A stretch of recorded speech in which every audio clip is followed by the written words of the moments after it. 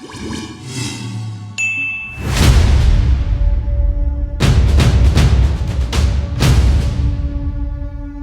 Quick news देख रहे हैं आप और मैं हूं आपके साथ अंशुल त्यागी। हमारे साथ राज्य मंत्री मौजूद हैं और साथ में मौजूदा विधायक और विधानसभा 56 के प्रत्याशी अतुल गर्ग मौजूद हैं। यहाँ जनसंवाद कार्यक्रम में एक आए हैं, इनसे का बातचीत करेंगे। अतुल जी, सबसे पहला सवाल आपसे ये है कि किन मुद्दों के साथ चुनाव में इस बार उतरे हैं आप और क्या प्राथमिकताएं रहेंगी?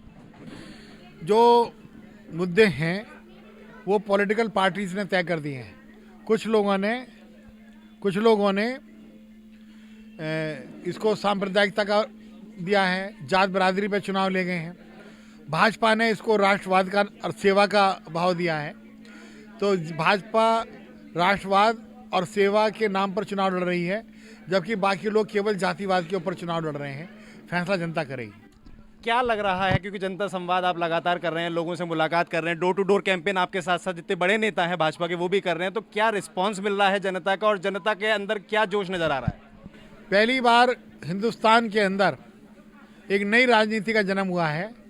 लोग अब जातिवाद से ऊब गए हैं, झूठे वायदों से ऊब गए हैं। लोगों को समझ में आ गया है कि मोदी और योगी जैसे नेता केवल भाजपा में ही हैं, जो ईमानदारी से, हिम्मत से, हौसले से, योजनाबद्ध तरीके से काम करते हैं।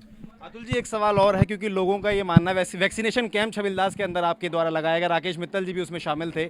लगातार जो वैक्सीनेशन चल रहा है, तो वैक्सीनेशन कैंप जो आपने कई जगह लगवाया, तो वो कैसे दिमाग में आया और कैसे अब युवाओं को भी आप मोटिवेट करेंगे कि वो वैक्सीनेट हो? इसका श्रेय मेरे को नहीं जाता है, इसका श्रेय मोदी जी को जाता है। और उन्होंने ये तय किया कि हिंदुस्तान के नागरिक को फ्री में वैक्सीन लगनी चाहिए, उनका निर्णय था। उसके लिए योगी जी ने पूरी योजना बनाई, उसकी मॉनिटरिंग करी, उसका सहयोग किया।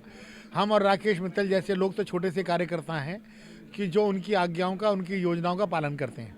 अतुल जी, एक सवाल और है यहाँ पर कि आप लोगों के बीच में जा रहे हैं, तो लोग आपको जाहिर सी बात है कि समस्याएं भी बता रहे होंगे, क्योंकि आप लगातार जब लोगों से बीच में संपर्क कर रहे हैं तो तमाम तरीके की समस्याएं आपके सामने आ रही होंगी। तो उन समस्याओं का निदान कैसे होगा और आप लोगों को क्या आश्वासन दे रहे हैं कि कब तक वो समस्याएं सुलझाई जाएंगी?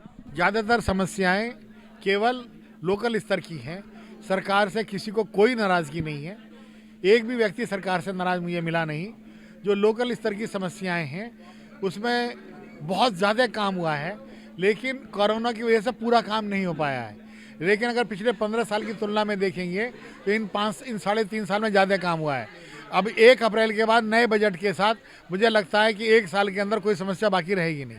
सबसे पहला काम क्या होगा अतुल गर्ग जी, जैसे ही आप जीतते हैं गाजियाबाद में, जीतने के बाद जैसे अगर आप आगे बढ़ते हैं, तो सबसे पहला काम गाजियाबाद में क्या होगा? जो भी काम होते हैं वो सब एक साथ चलते हैं, वो लाइन में नहीं चलते हैं, पहला दूसरा तीसरे के हिसाब से नहीं चलते हैं।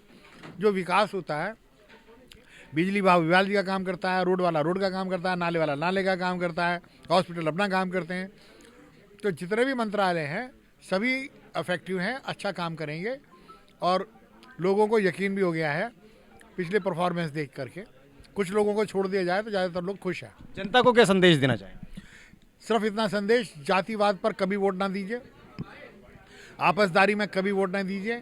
जब भी वोट दें, ईमानदार आदमी को, सशक्त और योग्य व्यक्तियों को वोट दें। जी हाँ, तो ये हमारे साथ अतुल गर्ग जी थे, जिन्होंने अपनी बात हमारे सामने रखी और बताया कि आखिर जनसंवाद के कार्यक्रम के पीछे का इनका मकसद क्या है और इस बार यूपी चुनाव किन मुद्दों पर होने वाला है। कैमरामैन पुनीत के साथ मैं अंशुल त्यागी, क्विक न्यूज़।